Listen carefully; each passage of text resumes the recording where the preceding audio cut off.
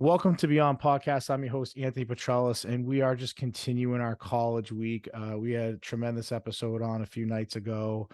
Endicott football was represented real well there. Hector Johnson was the man, and we aren't slowing down here. Again, we have some real standout college athletes that are playing at high levels or continuing to play at high levels that have great stories and obviously the hard work they put in to be where they are. You know, in our audience, we talk a lot about that, especially our younger audience, with really asking us and wanting to kind of hear more about the college recruitment process and having athletes on here. And I think today's guest has some great stories from recruitment to transfer portal and things that really open your eyes as college athletes or kids that have these decisions to make while they're in school playing the sport and working hard for, the thing they love most and most passionate about. So our guest today, real cool, played at a lot of different schools, played undergrad at Wheaton, graduate at Southern New Hampshire University. I think SNU, that's what he keeps calling it. So that must be the nickname for it. And is actually went into the transfer portal. Is going to be playing for the University of Georgia next season. So real cool, kind of D3, D2, D1, kind of hearing about the climb. So without further ado, from the University of Georgia baseball, Josh Roberge. How's it going? Good, man. I had to make sure I said that last name right. I was like looking at it even like right before I announced it. Make sure. Everybody ends up saying Robarge or something like crazy at the end. It's just Robarge, nice and easy. Yeah, it's urge, like it just like goes smooth. So like, That yeah, sounds totally.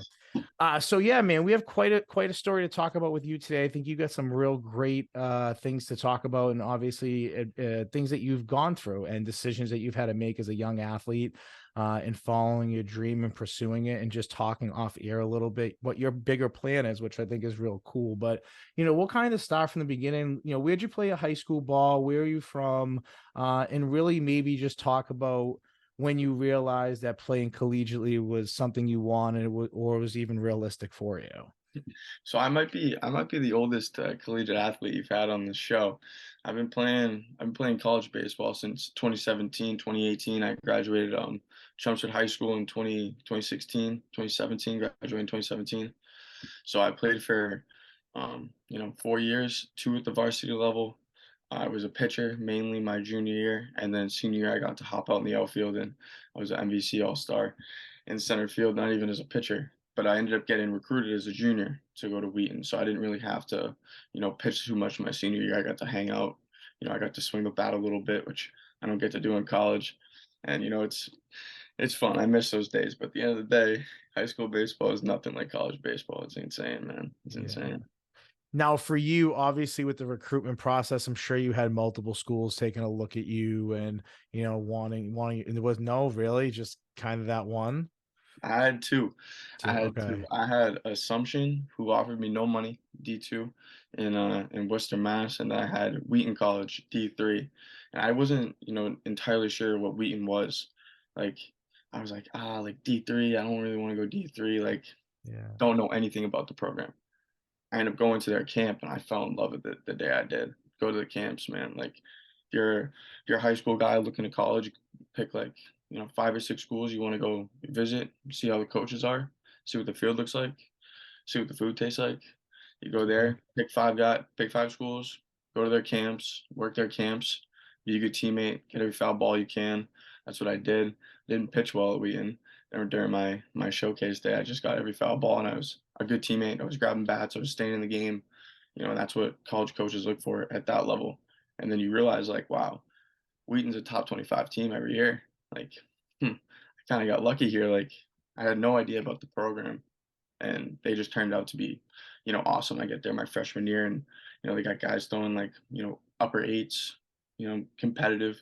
Guys are smoking baseballs. Like, it's no joke. Like those teams were ridiculous. Like, guys get drafted out of the air all the time.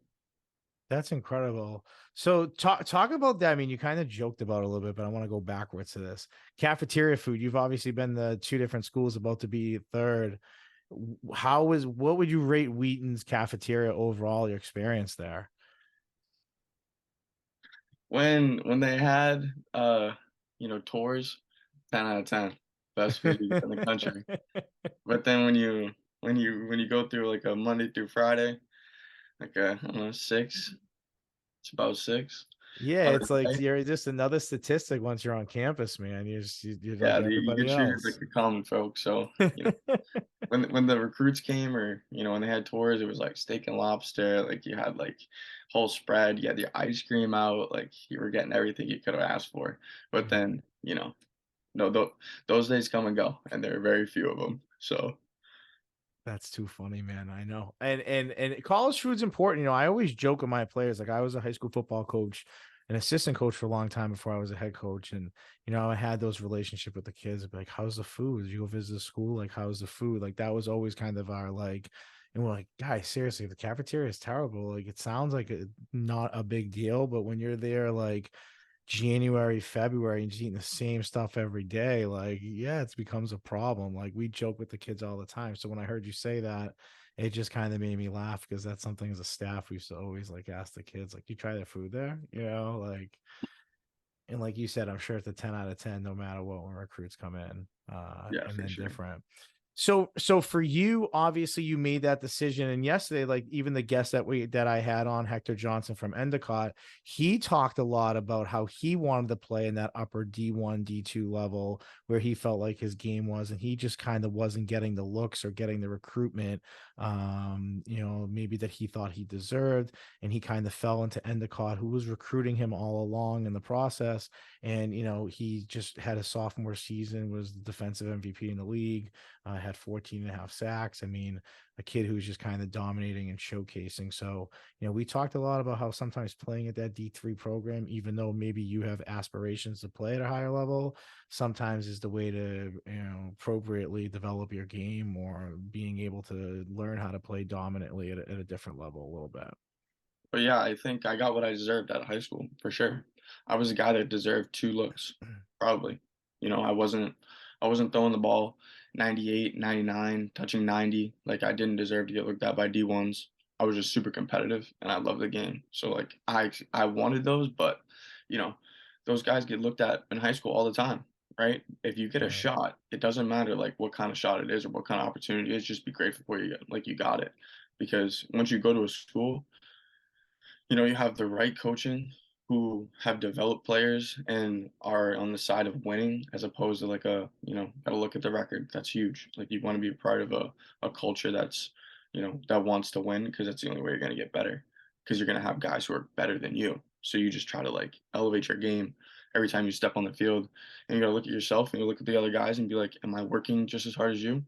Am I working just as hard as you? Like, do you have more talent than me? So I have to work harder than you? And that's how you're gonna have to go about it. Like going to Georgia, it's the same mindset right now. Like, you know, it's gonna be a step. Like that's the SEC. That's one step below pro ball in my eyes. Yeah. Like I played on the Cape, I've played in really good summer leagues, but this is like every day. It's the grind. Like you have to be willing to sacrifice, a lot and look at every guy and yourself and be like, am I working as hard as you? And the answer is no, or like I don't know, and you know you're gonna have to do a lot of soul searching because you got to check yourself at the door every day. You walk into that program and be like, let's go. I'm ready for it. I'm gonna outwork everybody. And that's Well, just you the mindset. mentioned it. You mentioned it like when you were saying like earlier what college coaches look for, and you're like, picking up the bats or picking up the balls or gathering whatever. I mean, can we go back to that for a second? Because I know the football world, so like I kind of understand in that sense, like the little extras that coaches are looking for. But in baseball, like how true is that? Like, what are some of the extra things that you're doing in a process when there's coaches there looking at kids throwing or hitting or batting or fielding or whatever? What are the things that you in the baseball world, what are those little extra things that you're doing to try to get noticed? Well, I think there's two sides of it, like what you do on the field and then what you do in the dugout and what you do at practice, like or three sides really. What you do on the field is win. If you do that, you're putting yourself in the right foot. That's the thing that you can't control. Like whether you win or lose, like the game is going to go how the game is going to go. What you can't control is, you working your ass off in practice, you running around the field, making sure that, if an outfielder can't get to that fly ball, like you're going to get it so he can stay there and get another rep. It's making sure that like the infielders are good on ground balls every day. Like I would hit ground balls to my guys. I would make sure that they had enough reps.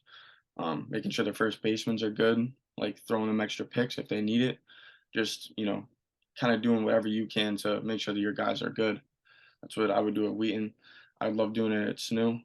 Um, that kind of stuff, like a foul ball as a senior, as a grad student. I wasn't really going to get foul balls that much. Like I'd proven it. I'd proven on the field. But when I was a freshman, sophomore, my gosh, Yeah. I was the first one out the door.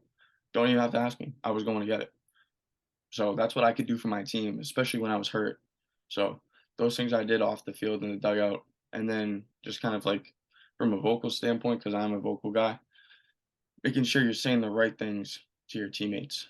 Like if a guy is in a struggle, like is slumping, you don't want to go over there and like get up in his face. Like pat on the back works, making sure you're there for him after the fact, like supporting your teammates when they're doing well, making sure you're there for them, to pick them up when they're doing, not so well.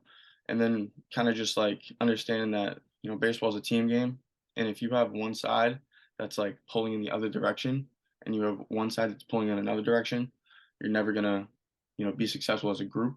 So you gotta find people who are willing to go in the same direction and then bring everybody there because that's winning and that's culture. I So mean, that's great that you're saying that because I'm a huge culture guy. Like, I think even when I took over as a head coach, like I used to always say culture over winning, like year one, because you're setting the foundation of what the expectation of your program is and what the expectation of what you expect of your players all the time on and off the field. So to hear you say that to me is so important to hear that at the college level because as high school coaches, we stress, how culture is everything and going to the college level and hearing you say that.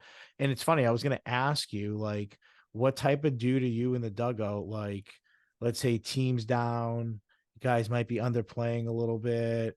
Like, are you like just exploding? Like, you throwing something, you yelling? I mean, what type of dude are you? I know you're the pitcher, so you're not necessarily if you're not pitching, you're not necessarily in the dugout either. So, what type of dude are you?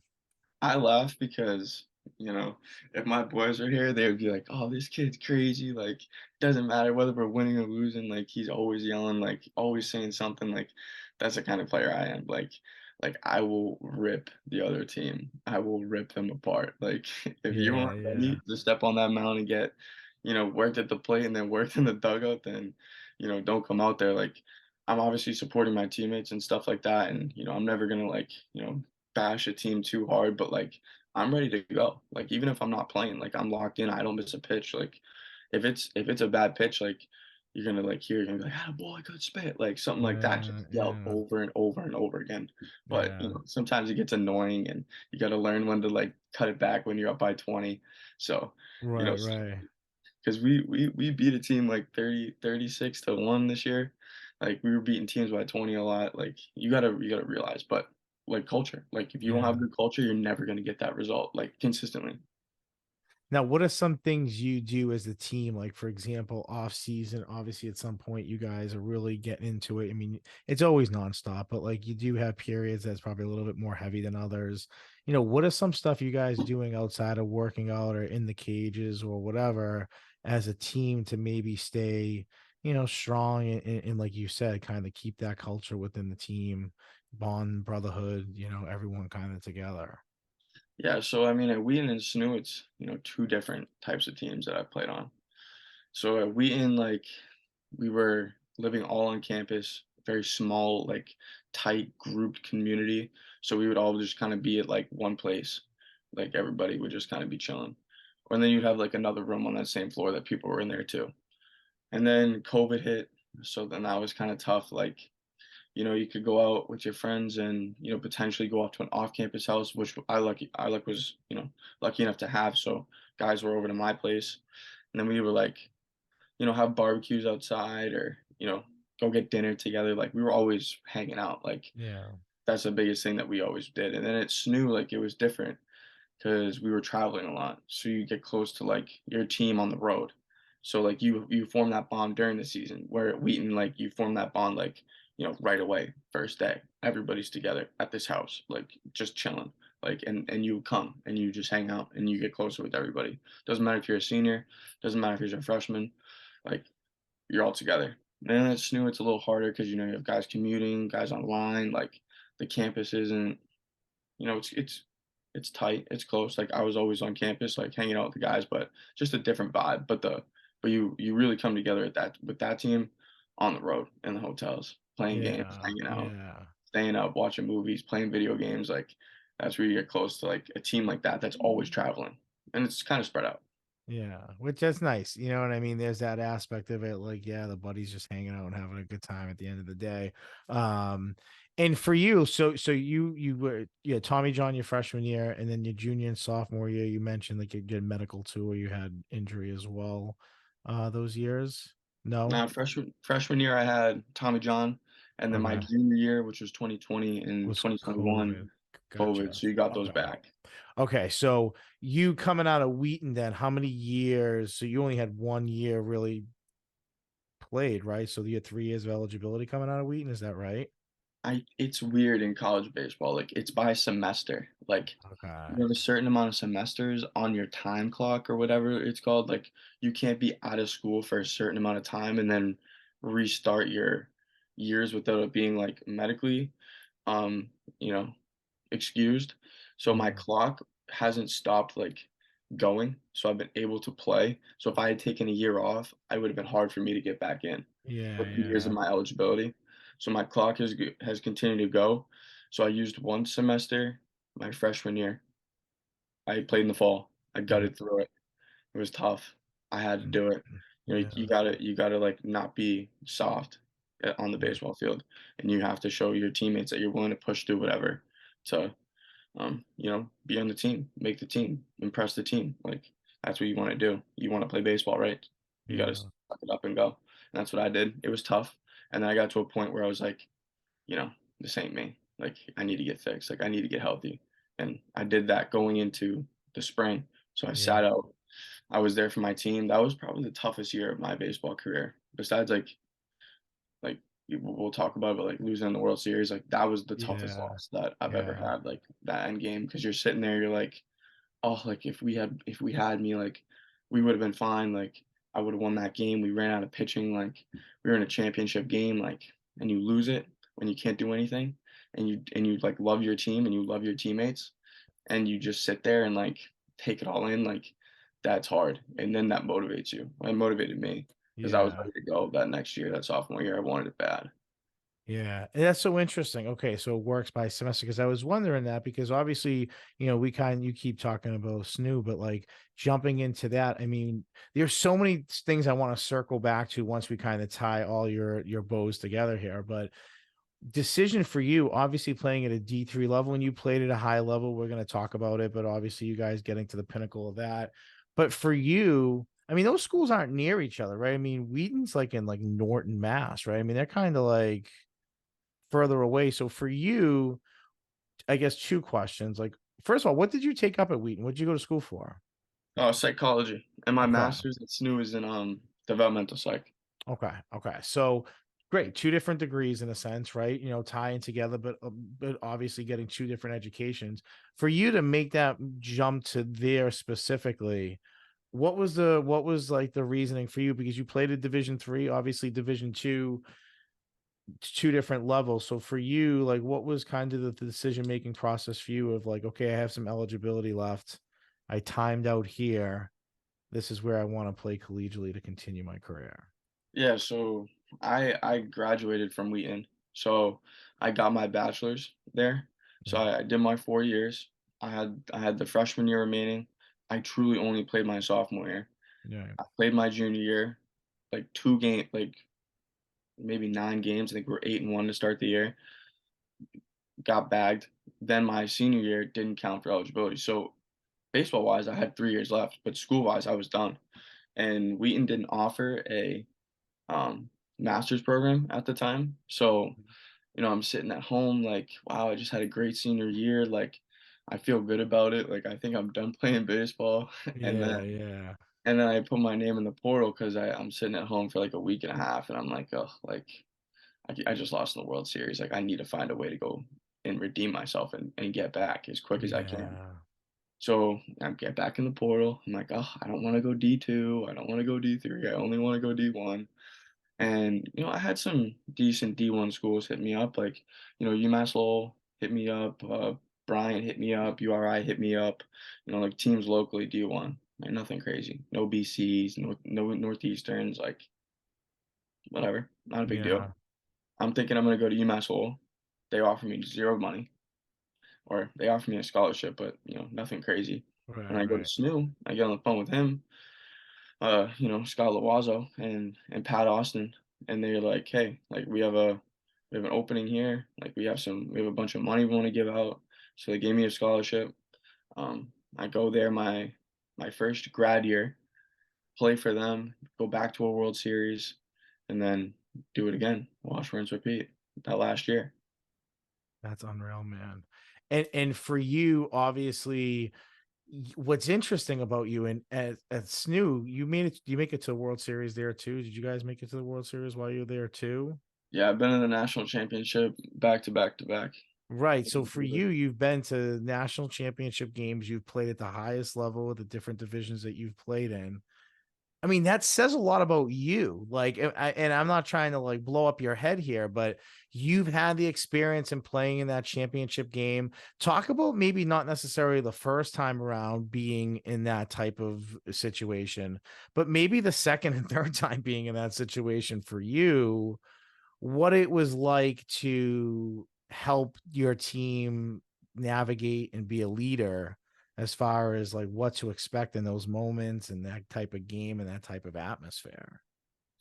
Well, it's funny because the first one you don't expect anything. Like you're Right. just going out there, you're trying to win. Like you don't know what the talent is gonna be like, and once you get Yeah. there and see it, it's like, whoa! Like these Yeah. guys are juiced, like Yeah. insane. These kids were nasty at D3. Like there was a Salisbury team that we played. We pitched, couldn't have put balls in better spots. We couldn't have hit balls harder, but they just did it way better. And it was Yeah. just like you're just sitting there like, "Phew, that's the hardest ball I've ever seen hit in my life." And it's just Yeah. going. It's insane. So once you get there, you know what it's gonna be like. D2, the year before I came, that group at SNU had just gone to the World Series.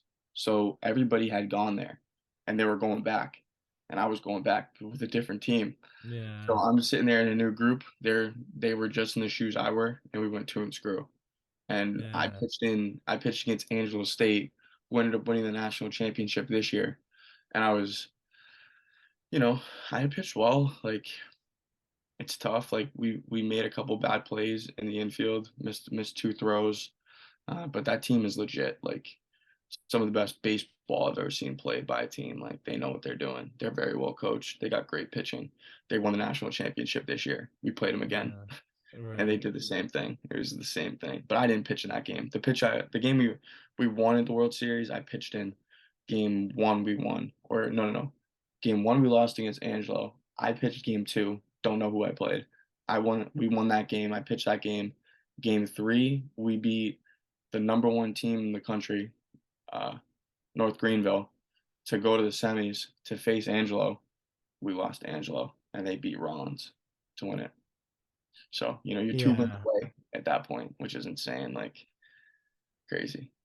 So I mean, for you, what's the thing you learned maybe most through that experience? Like as a player, not necessarily your game, but maybe more from the mental aspect of your game or your maturity or just you as a person. Like, what is it that you learn most from maybe tough losses or seeing tougher competition? Or for you, even wanting to make that jump? I mean, we're not even at Georgia yet, but like you're going to now play at a D1 level. Like, big competition doesn't seem to scare you whatsoever.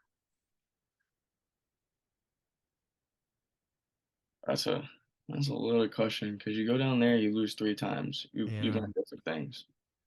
Um, getting there takes, a whole team, and you have to do your best job to want to win because everybody wants to win, but you have to wanna win more. And, you think you get there and you look back on it, you're like, "Oh, I wanted to win there. I wanted to win in that one too. I wanted to win in that one too." And you take L's, and, I think the biggest thing you learn is how to deal with, adversity. I think out of all 3, if I'm just gonna look at the scope of, losing in 3, you come back and, the second one stings a little less, and the second one stings a little less. You want it just as bad. You want it Yeah. more. But you get to take the whole, like, picture and, like, you don't just look at one little thing and be like, "Oh," losing 3 times, I've had a tough life, like, obviously, like, my life is great, but, I've had a lot of things happen to me in my life, so it's another thing, man, like, just take the whole thing in, like, be like, "We did a lot of good things, like, you had a really good year." but then you're not done. Like you still got to go. Like you still got to get better. If you want it that bad, you're still going to train harder. It's just keep going. That's what it is. Keep going. Keep going. You're fine. Just keep going. Like here we go. Yeah, and it just seems like just even hearing you talk and then obviously knowing what you've kind of been through with injuries and COVID and playing and the highest level in two different divisions and being there and seeing it. Obviously that speaks to, being able to overcome adversity. I mean, sometimes I think the best lessons we learn in life are the ones that are the most difficult, whether they go our way or not. And how you kind of bounce back from that, and you seem to do a pretty good job of putting it into perspective and knowing what you got to do. I saw this thing from Derek Carr. This is dating back like maybe like 6, 7 months ago, but it was like a quick, like 20-second reel on Instagram. And it was just like, nobody cares at the end of the day. Like nobody cares. And what he said just made so much sense. It's like, yeah, they're human beings too. They live life too. They have the same problems that everybody else does, but like, no one cares. Everyone just looks at him as like, yeah, he's not a good quarterback. He's not doing well. See you later. Like, no one knows what they're going through in life. Nobody knows what they're dealing with. And I think that that's part of the reason why I started this podcast from the coaching aspect, but now into the player aspect of things as well. It's like just having a conversation with you. If you're not telling me and telling us these things that you're going through, like you're just another college athlete playing baseball, and people look at that and then they hear your story and they hear your adversity and they hear you overcoming and they hear you playing at the highest level several times in several different divisions. I mean, that's speaks volume of character. That's workforce stuff. Like someone who's hiring you, you tell them this story, have them just listen to this half of this podcast, they know they're hiring someone that's like worth investing in their business or their company or whatever. Um, but talking a little bit more about like your game, I'm just gonna bring up some stats. Like I'm a big football guy. I mean, baseball, I'm obviously a numbers guy with anything, so I take a look at it. So I want to focus just here on 2 years at Southern New Hampshire. Like to me, I kind of just looked at different numbers and I said to myself, like, where did I feel like he maybe got stronger in graduate school versus undergrad, like where he played? You And got to this is look. what, go ahead, go ahead, go You ahead. got to look. You got to look at Wheaton senior year too.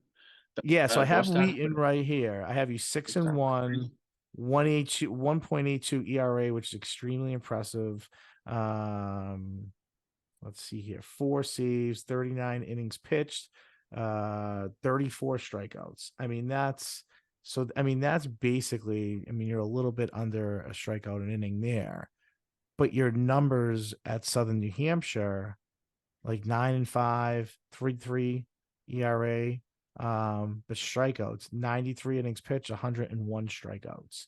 Um, and then just your second year at Southern New Hampshire, way more innings pitched here, 78 innings pitched with, sorry, my screen just keeps flickering, 97 strikeouts and 78 innings. So that ratio got even a little bit better that second year. So my guess is that your strength is that you can really sling the baseball. You can fire it.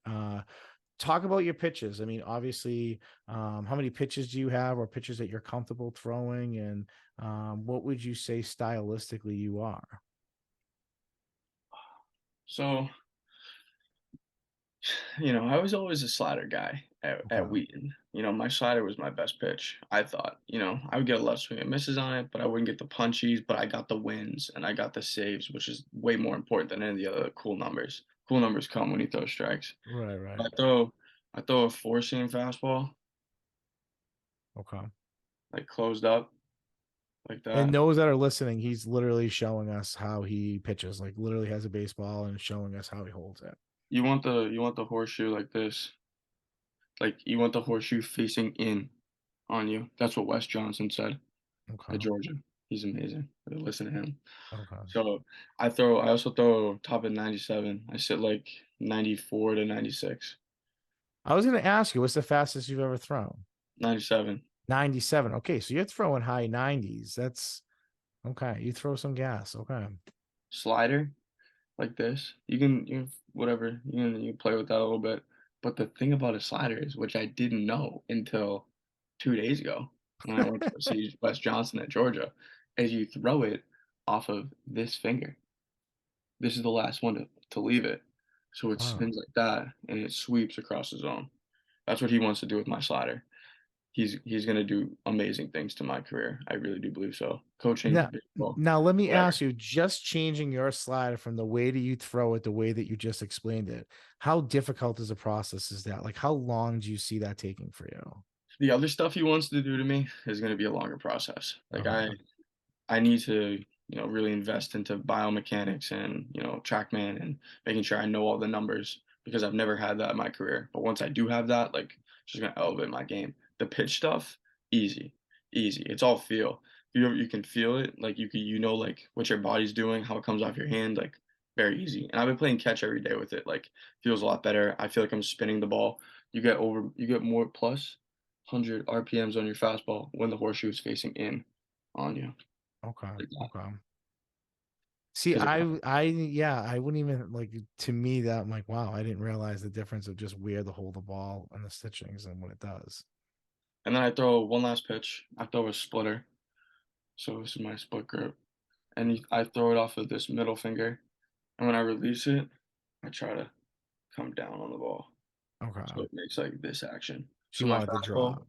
goes like this, my split goes like this, and my slider goes like this. And Okay. notice for all the pitchers, they start middle, and you just gotta let the ball do exactly what you want it to do. Okay. Of all your strikeouts, and obviously we mentioned these last 2 years at SNU and then your last year at Wheaton, what pitches do you get most people on? Probably 40% fastballs right now, but Okay. Wes Johnson wants me to be 40% sliders Okay. because it's a harder pitch to hit, but the fastball is still gonna be dominant. It's just gonna be dominant in different counts, and we're gonna get more guys on the sliders, and the strikeout numbers are gonna go way higher. So how many years of eligibility do you have at Georgia? 1 year.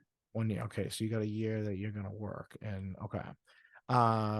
So let me ask you this. All right. So what I'm really interested in, you're really the first athlete that I get to talk about just because you mentioned it off air, and I was like, awesome. Someone who seems as like giddy about me to talk about this.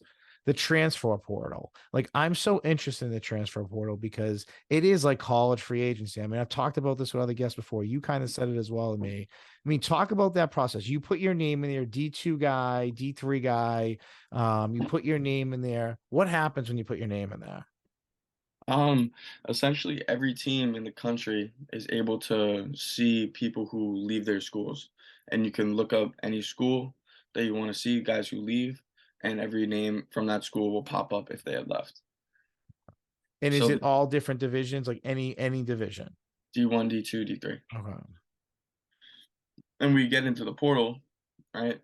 Schools have the, free reins to reach out to you. So I got, like I said, out of Wheaton, I had Snu hit me up, couple like low end D1s, and then I put my name in the portal like two weeks ago, and I had full rides from Iowa, uh, Seton Hall. No, no, no, Creighton.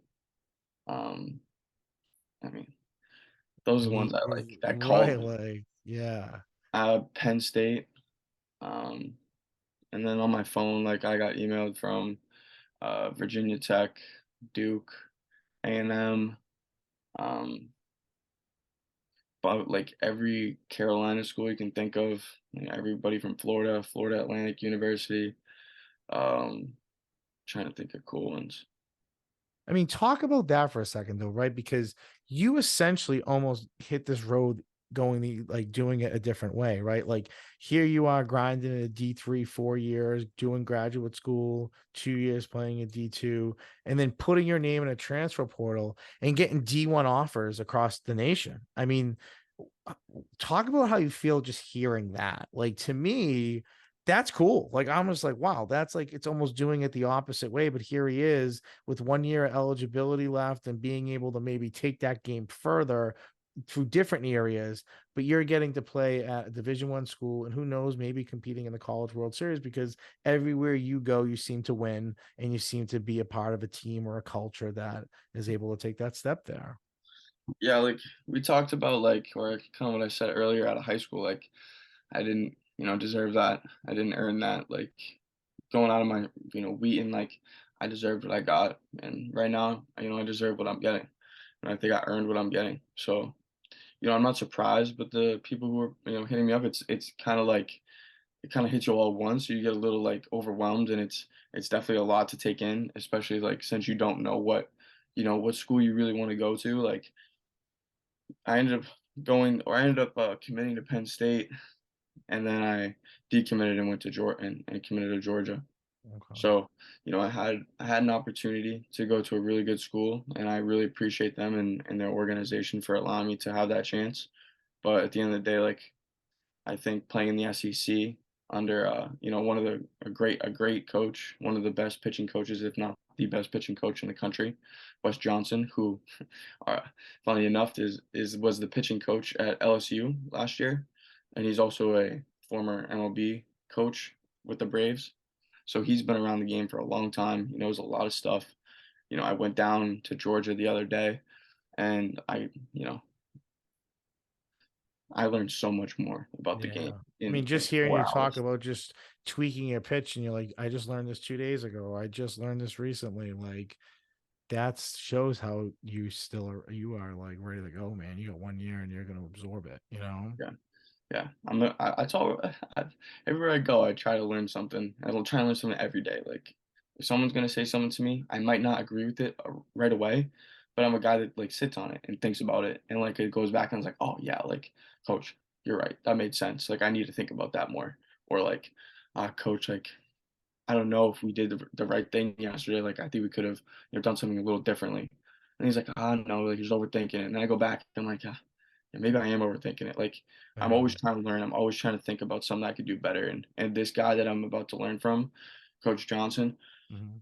is someone that is gonna set my career up in the right direction in terms of coaching. Because I did have an opportunity when I graduated Wheaton, or sorry, graduated SNU, to go coach at Iona and be their third assistant, but I ended up Um, turning it down because I think this can lead me into, you know, a different type of path in terms of coaching and playing at the next level.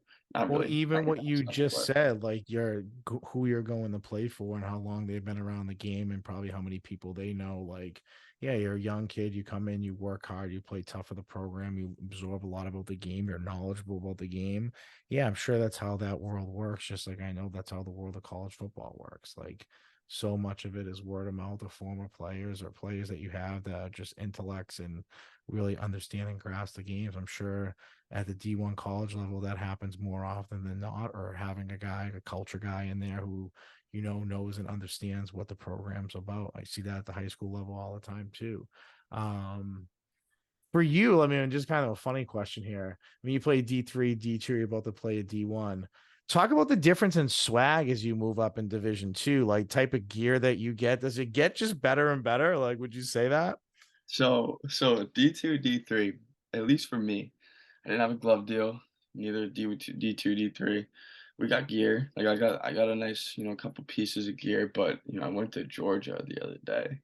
Any Yeah. D1 like this, like SEC, you play in a Power Five, SEC, ACC, Big Ten, Big 12, and the Pac 12, you're gonna get dripped out. Like they had Yeah. they had like pandas on the ground, panda Nikes.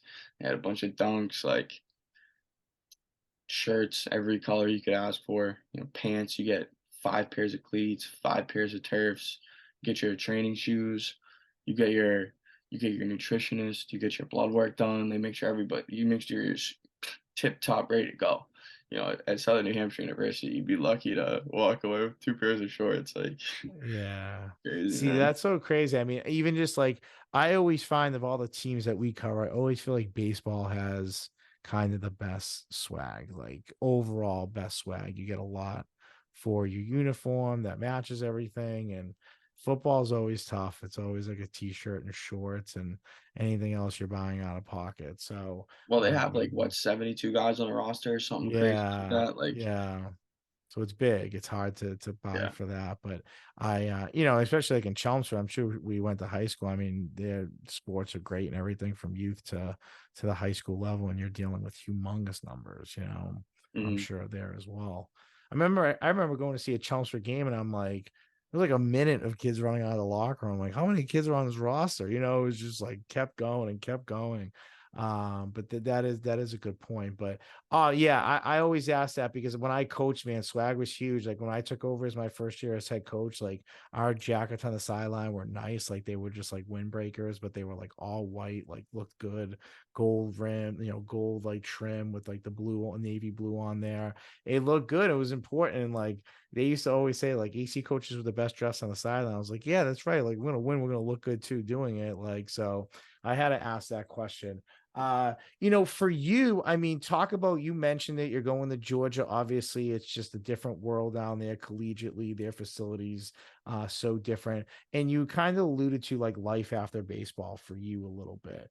Um, what do you see for yourself in your future for baseball? Is there still kind of cloudy and a big question mark there, or is there a certain path that you kind of know that you might want to take shortly after your eligibility is done?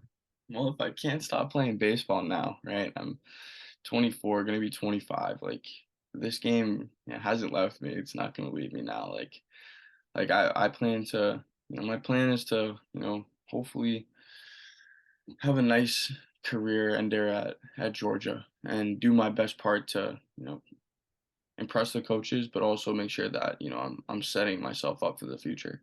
And I know that me and Wes were talking about coaching after, and he's going to help me out. And the coaches there, crazy. Like their resumes are maybe not like Wes Johnson, but they're very prestigious. So, I'm not worried about potentially landing on a spot at a coaching level, like especially with the data knowledge and the like how to use all of the technology that's new in baseball. Like I'm gonna be able to do that at Georgia, so I'm gonna have that also on my resume, which is gonna be huge.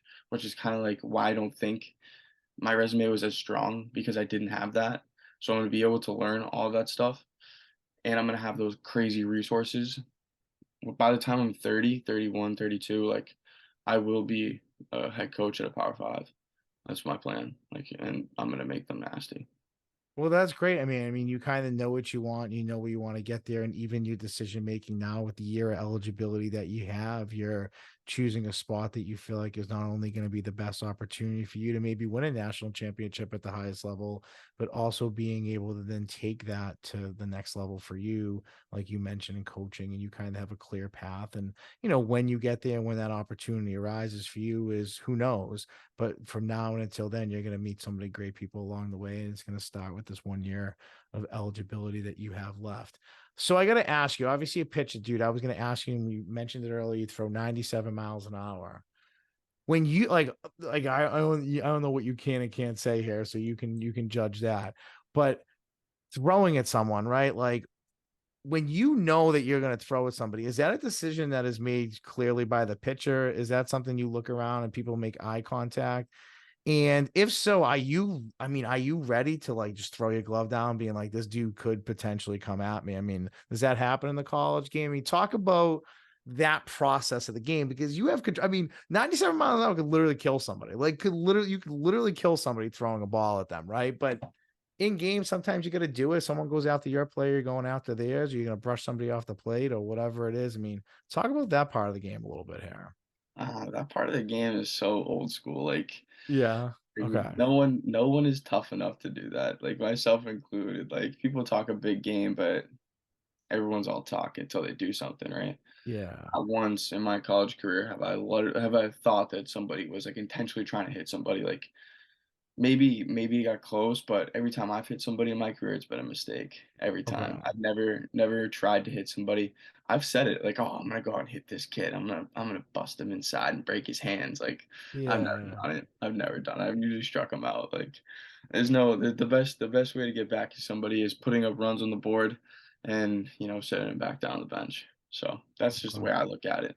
But if Yeah. there is a sign to do, it's just generic middle finger inside Yeah. get it Okay. in, or the catcher will go out to the there was one time that one of my coaches was like, "Call the timeout," and he goes into the mic, he goes, "Hit him." Goes out to the mound, catcher goes out to the mound, comes back, fastball right down the middle, didn't go in the side, didn't hit him, like, everybody is salt, like, no one's like that, they're all talk, but, Yeah. hey, you know, Maybe it'll happen at Georgia, but So I know. you have a mic when you're out pitching. You have a mic to be able to communicate with the catcher has something in their helmet or something like that. Yeah, catcher has an earpiece. It's like a radio. It's like a walkie-talkie. Okay. Has a piece that goes in his ear, puts on a mask, and the coach will talk into it. But at the D1 level right now, they have like the wristbands that you Yeah. just look at it. It tells you what pitch, and then the catcher has one too, and you're all on the same page. You just throw the pitch, so that way there's no like miscommunication. Now, when like here's the other question I have about baseball. Like I covered a lot of baseball this year at the high school level, as far as like all behind the scenes type stuff, but catching like things on the baselines. When a coach is on third giving signs to the first base coach or to the kid on first base, they'll give like 10 signs, dude. How many of those signs are like real signs? Like is it just you're waiting for one thing realistically? Is that just such a mirage of things they throw out there? I mean, how does that typically work in baseball? I'm a pitcher. I don't look at Okay, every signs, okay, but okay. I do know that there's an indicator which you look for. That's like the one thing you look for when you're giving signs is like the indicator, and then it's usually like the second touch after that, or like the first touch after the indicator, or he has to go Okay. back to the indicator and he'll give you another sign. But, pitching is kind of the same way, like, you get a bunch of dummy signs going down from the catcher, you just look for the indicator. So, like, if your indicator is second 2, you would look down for, like, 3, 1, 2, 2, and then live sign after the second 2, and then Gotcha. you just look for Okay. that. But, Yeah. like, Okay. most of them are dummy signs, you have to know the sequence, but our guys actually do a really good job at second base with picking up signs, so Yeah. they'll let the hitter know what they're doing by, like, putting their hands down, or they'll, like, hold up a leg, or, they'll touch an arm or something like that, like, a Yeah. bunch of things that hitters do to, That's get great. the That's pitch. great to hear that signs of someone sitting at second base and really just trying to pick up signs and seeing where the pitch is throwing and yeah, those consistencies, right? Like that's what's so cool about the game, especially you wanting to go into the coaching. Like I would never even like really think that. Like I guess I would think that I guess from a technical standpoint, but not really. Like you saying that, I'd be like, oh wow, yeah, I guess I didn't realize you could just steal signs at second base too. So there's those aspects of the game of baseball and coaching, those small things that like I wouldn't know just being an average fan, but obviously those are the things that you guys are paying attention to. I always find it interesting, even watching baseball TV and the iPads, and I'm sure the way they get to see a lot of things. Now, for you, and this is just, I mean, you obviously know this, like putting like a highlight tape together and like a videotape together to kind of show coaches. Like we put them together, we put them together for a softball player, and we kind of had to put two videos together, one of more game clips, but more of like the other stuff was more technical. Like she's a pitcher and how she kind of released off the mound, her hips to catch in, and how she turned her hip to fire the ball down the second and to first. So we had to catch a lot of different angles for you. For baseball, like what it typically like for highlight films and things like that, are coaches looking for those skills and drills, how you swing the bat, like form, or do you send more of like your high school clips, or did you send more of that type of stuff? I didn't send any high school clips. Like, the Okay. best way to get recruited is to go to a camp and do their camp, and do as many as you want, do as many as you can get to, because Yeah. more than likely, there's gonna be more coaches there who are gonna look. Showcase camps, pay money for showcase leagues, summer ball. It's all eyewash. No one goes to those games. Yeah. Don't go to those games. Don't play in those leagues. It's all money grabs. Go play in a town ball, get yourself a good coach, and focus on the right things. The summer ball, those leagues are not the right things. Coaches are there to cash a check. Those guys are there to cash a check. That's it. Unless you go to a good program, like that, like, Antonelli is good in my area. Obviously, um, Evo Shield, the Evo teams are good.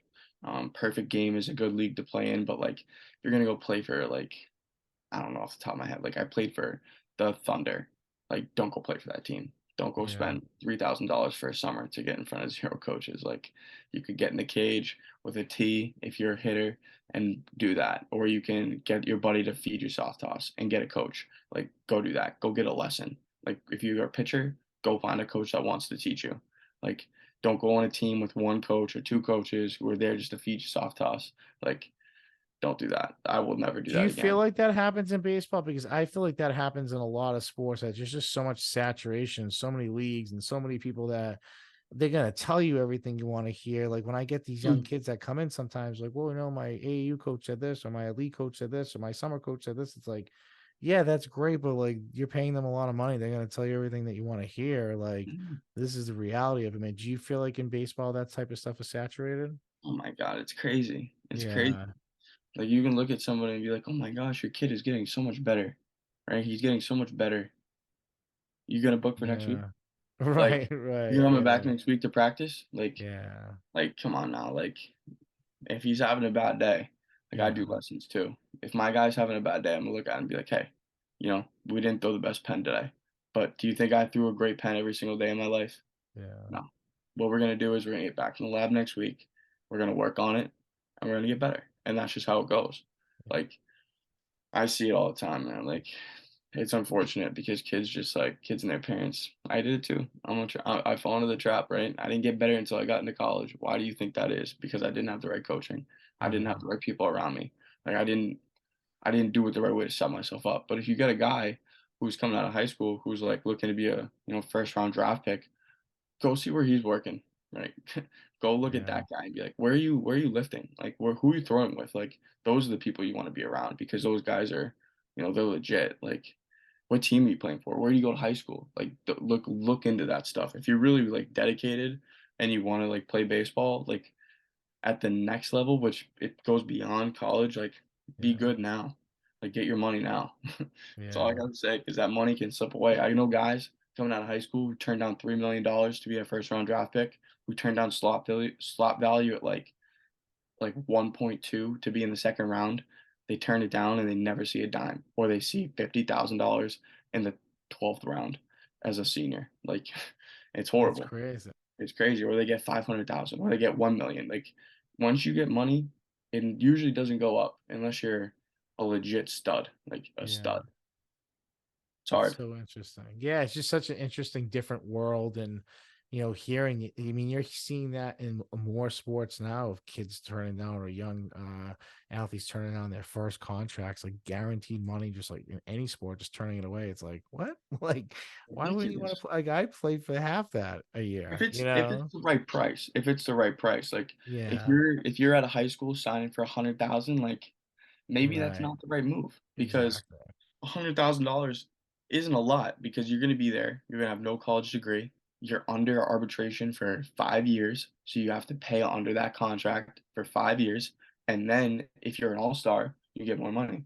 If you go to the league, you get more money. But you're not going to the league until you're 22.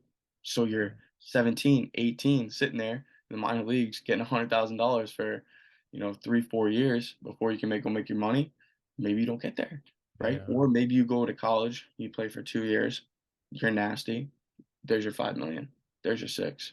Like, there's your two and a half. There's your three. Way better than 100,000. Yeah. Just it comes down to one, knowing the market, knowing your slot value price, and two, banking on yourself. That's all you got to do. If you think that $100,000 is fine and you're gonna be an all star in the league and you're gonna go right there right away, bet on yourself. Who's to say no? But also, don't be dumb. If someone offers you 2.5 mil, take Right. 2.5 mil, because that's really good. That's really good. You sound like an agent. You sound like you also could be in the world of being an agent outside of collegiate baseball for I mean, yourself. I've just seen so many guys like turn down like ridiculous money, and it's just like, what are you doing, dude? What are Yeah. you doing? I played with someone on the Cape last summer, turned down 3.5 out of high school, and he's not going to see that ever again in his life, because not that he's not good, but he's 17 at the time, and now you're 20 and you look like that. We all thought you were going to be way better. That's what scouts are thinking. That's what people are going to give you money are thinking. And looking back, they're like, oh, wow, good thing we didn't give him 3.2. Thank God I didn't take it. Wow, we can get him for 350,000 in the seventh round. Look at us. Yeah. We just got a deal. Yeah. That's Scary. interesting. Yeah, it's Money's crazy. crazy. I mean, and I'll kind of leave you with this. You answered, like you said, a lot of different. I mean, we could literally keep talking, dude. I feel like you are a pretty knowledgeable kid, and you know what you want and what you're going for. But I'll ask you this, and I'll kind of close it out with a question that I ask most guests. But for you, um, you've taken a much different road. I mean, we kind of talked about that today, and where your eligibility still is and what you're doing and the next steps for you. What's your advice to like that high school kid who's going into their senior year, maybe not super recruited like yourself, or not getting as many looks from teams, and they're down about that? They're looking at it being like, man, I'm putting in the work and I'm just not getting those looks. I'm not getting those love. What's your advice to a kid that's in that situation in any sport, as far as how to look at it and maybe how to approach it?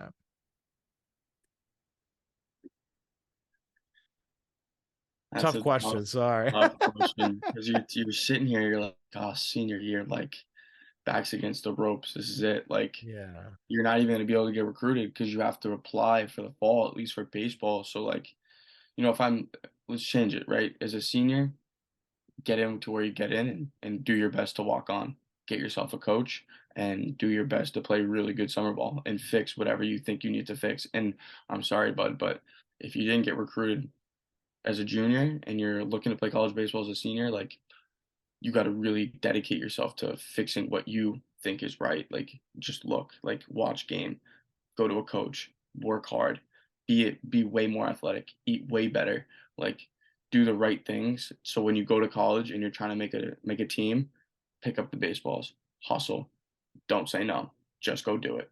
Like that's all you can do at that point. And go to the school you want to go to, right? If you want to go leave home, leave home. Like go wherever you want to go because at that point, you have one shot, right? It's baseball. You either make the team or you don't, but you don't want to be on that side where it's like, oh, like I just went to a school I thought I could play at and I didn't make the team because they have their guys. Like you're gonna have to be really good. Like it's not like you're just gonna be like a high school and you're like, oh, like I'll walk on and I'll make the team. Like no, like guys recruit and guys go out and they find guys. So you're gonna have to set yourself apart, be a good teammate, do the right things, and then go to a school you want to go to. Because at the end of the day, like you're gonna want to be happy. Like you're gonna want to play, another sport. Like maybe join be active in the school community. Like so, find a school that you want to like go to and has a good education where you're gonna have fun. All those things are really important. As a junior, and you're not getting, super recruited, like all I have to say is if you get somebody to, reach out, do it. Go to a camp. Go do it. Like spend the $50, spend the $100, go do it. Go to BC, go to D1s. Set your like marks really high. Like pick like two or three reach schools that you think you could play at, but you might not be able to play at. Go to those camps. See what they say. Meet the coaches. Be a good teammate. Do exactly what I told you to do. They might even take you because they're like, wow, this kid is good. Like he gets it. I'm gonna be able to teach him because he gets it. Right. Then find two or three schools that you think you think you can play at, like reasonable D2, maybe like a high D2, mid D2, low D2, maybe a really, really, really good D3, somewhere your grades are fine, like you're gonna get into that school. Go to the camps, see the coaches, be a good teammate, and then find three or four schools that you can play at, and go to those camps and do exactly what I told you to do. And Yeah. then, at the end of the day, if that doesn't happen for you as a junior, get in the lab over the summer, go to a school you want to go to, and try and walk on. But it comes down to like looking at yourself and be like, you have to know freshman year if you want to play college ball. If you Yeah. do, find a coach, be on a good team, do the right things, play summer ball, play somewhere you're going to play every single day, and play like as much baseball as you can, and do the right Yeah. things, right? Because you don't want to practice something that's, not going to help you. So if you're not going to write down 2 plus 2 is 4, then why would you even go out and try? 2 plus 2 is not 5, right? Right. So you Yeah. want to do something that is right. So that's what I would suggest. Yeah, and that's great advice. I think, nowadays, especially like my last few years of coaching, and someone actually sent this to me, and it's funny, but it's just like you laugh sometimes at kids that are just like, I want to play in college, I want to play in college, I want to play in college. And I've noticed like over my 15-year coaching career, the beginning part of my first half of my career, I heard that less, or I heard that from kids that legit could play college football, whatever level it was that they were looking to pursue. Or maybe they reached a little bit more than they could, but regardless, they were there. They were in the ballpark in most divisions of what they were getting recruited for. But as my second half of my career, so many kids I want to play in college, want to play in college, and I'm just like, you don't get the commitment to this. Like this is like another job. The speed of it's faster. The processing's faster. The understanding is faster. There is no slow motion here. And on top of it, you have a new roommate and balancing a college, schedule and your new, Didn't even you talk about know, the school part, which is, right, you which gotta is keep the just grades to like, play. yeah, Crazy. and you're right. Like I have so many notes here. I'm like, oh my God, we didn't even get to this. Like we could literally talk for like another hour. And I think I would like honestly, I would love that. Like I would love when you're like down in Georgia playing baseball to maybe reconnect like closer to the season or in spring training at some point that we could because yeah, there are a lot of things I didn't really get to like talk to you too much about that if we just keep going we'll have a 3.5 hour podcast. Like I know it. Like I'm looking at my notes like as we speak here. But I do want to thank you for coming on because I thought, your connection to getting on this podcast was like I didn't even know really who you were. And your girlfriend put me in touch, who's actually coming on here tomorrow, ironically enough.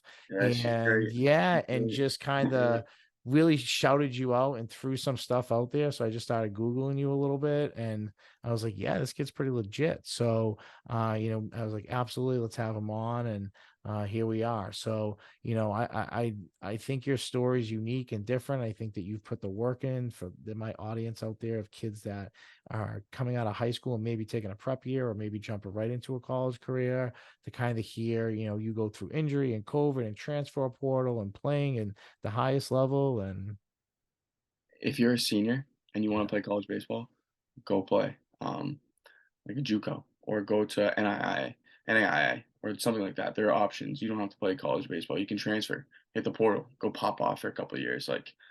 Don't if you're gonna bank on yourself, bank on yourself. Go to a prep year, right? Prep. Like what's that called? Like a Bridgeton, like yeah, yeah, like a fifth year or whatever. Yeah, yeah, yeah, yeah, yeah, something like that. Go do yeah. that. Yeah. 100%. I know people who've gotten picked up out of those at D1. Coaches love older guys. So go do that. You're gonna get a year under more to develop, like work on your game. Like I didn't even think of that. Like I'm thinking No. like, oh, like go to college, like this and that. Like there are other options for you. Like I apologize. Like truly. Like go do that if that's something you want to do. Yeah, and I think it's important because there are a lot of options, and sometimes those roads that are not often taken are, the best stories that you hear about the people who sometimes take those roads and they're able to overcome and get to where they want to get to. It just took them a little bit of a different way or a little bit longer to get there. And Mhm. I think your story is amazing just to hear you playing now at all levels. I mean, if Georgia goes to the College World Series, man, I think there should be like an E60 about you. You might be the only like you actually might be like the only player in like NCAA history to go to the World Series in all three divisions. I mean, I'm being real here. Like that could be a legitimate stat. Yeah, I've heard people say that before, like, oh, like you go back to a World Series and like, what, mate? Like I am, like Yeah. it's gonna be a thing. Like I believe I know how to win, and I know how to get my guys to win. And like as long as I do my thing, do my part, I'm a good teammate. I don't focus on too much like the outside noise because it's gonna get bigger. The moments are gonna get bigger. Like just stay focused, win baseball games, do what I do best, and we're gonna find ourselves back in a national championship, Omaha, baby. I mean, listen, if you're throwing 97 miles an hour, I mean, 2 years ago, would you ever say to yourself, like, think of you playing or just starting at SNU, right? Would you ever have thought in this moment that you would be playing SEC Division I baseball in possibly, depending on the type of season you might have, become an interesting MLB prospect to be drafted? I mean, is that thinking about that for a second? I mean, how does that sound? I know we were about to sign off, but like, I got to ask you this one. So I am an MLB prospect. I've been on the board for 3 years, and Okay. no one's taken me. So it's tough. Like it's tough to play on a college team, and it's tough to get drafted. Like you got to be super special. And I think looking back on those at my first year at SNU, if you said like, oh, you're gonna go play your seventh year at Georgia in the SEC, I would have been like, well, I'm gonna have to earn it. That's for sure. Like Yeah. I would never say no. Like at this point in my life, like nothing is impossible. I truly don't believe that. But maybe back then I would have been like, ah, like let's just see how this year goes, like this and that. But you know, I would have been. I'm not sure. My freshman year at Wheaton, I would have said Mm. no way, no way, Yeah. zero chance. But I'm I mean, obviously it's so encouraging. crazy. The more we're talking about this out loud, the more I'm kind of like, dude, this is like, I mean, I'm definitely gonna put that. I'm gonna put like this out there to just some people that I know and just be like, hey, this is an interesting story to look into. Because I think it is. I mean, I think it is like if you go to the World Series, yeah, I think that's very interesting. Because I think that is a legitimate stat, like that you could be a trivia question at any random place ever. I don't And know if there are D3 guys who have gone to the D2 national championship. Like, you I'm might not already really be a sure. stat. You might Yeah, already be a stat.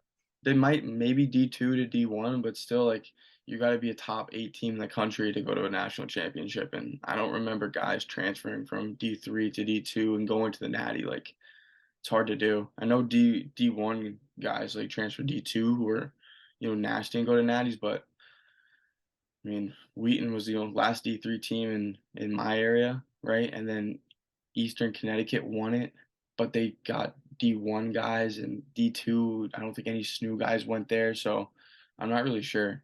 But Yeah. there's definitely a few and far between. Yeah, you might be on a small list, a real Mhm. small list there. So, but I do thank you for coming on. As I said, man, when the season gets close, I'd love to have you come back on, whether it's spring training or in season. I'm sure your life will be even crazier and your schedule will be nuts. And Yeah, but we'll figure something out. But I do mean that. I love to have you pop back on here and see what kind of swag you have on too when you're down in Georgia a little bit. and I might be like a the little swag you different. have now, but that red, I'm sure they make it look even better with some of the swag they have. So that's cool. But thanks for coming on. I really appreciate it. Of course, and just let me know. I'll see what the schedule looks like, and I'd be happy to come back on. Yeah, absolutely. So, all right, guys, without further ado, this is Beyond Podcast. I'm your host, Anthony Petrellis. Until next time.